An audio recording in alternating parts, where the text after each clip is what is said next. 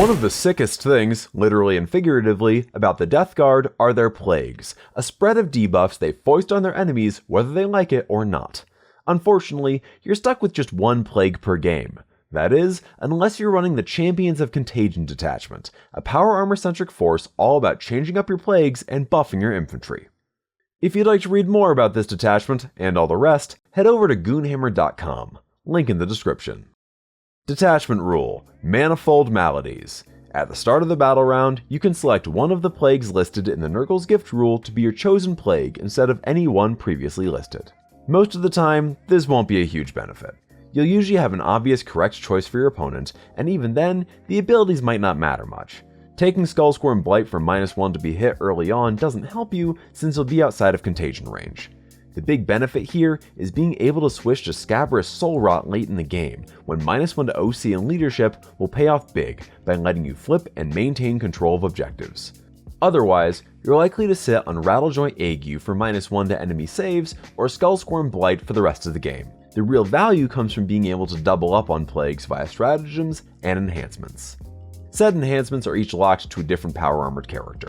Final Ingredient lets your Biologist Putrefier activate a plague to be active for the entire game if its unit kills a character. The potential combo of -1 to hit and -1 to save on enemy units could make a big difference. Visions of Virulence causes the target of a Malignant Plaguecaster's Pestilential Fallout ability to become afflicted. It only lasts until the end of your opponent's turn, and the Plague Marines he'll be running with already afflict a unit they shoot, but you could double up and afflict 2 units in one go this way. Needle of Nurgle lets a Plague Surgeon return D3 models to their unit instead of just 1. It's nice, but you'll likely want to buff units with other enhancements instead. Cornicophagus, or Cornicophagus, sound off in the comments however you think that's pronounced, lets your Lord of Poxes live up to the name, letting you pick a plague just for him for the rest of the game. This can be great for the same reason the Final Ingredient is, but it's a bit less flexible. The stratagems here are all focused on units with attached characters, meaning you'll need to pay that character tax and keep them alive.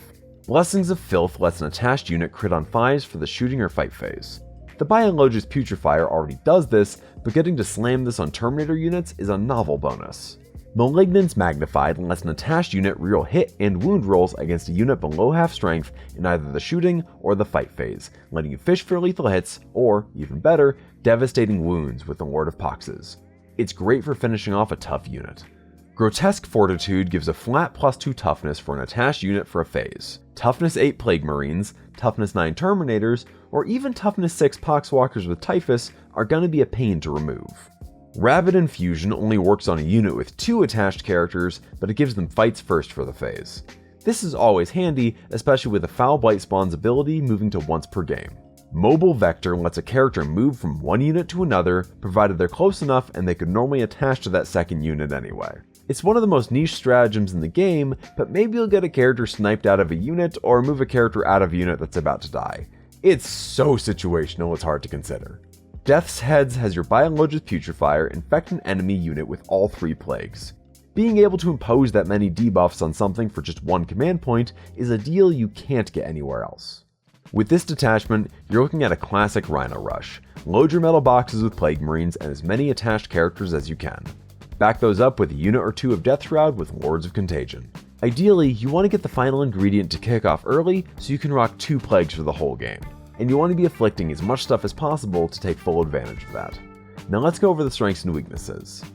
Flexibility. The ability to cycle between plagues is pretty great, and stacking them makes them that much better.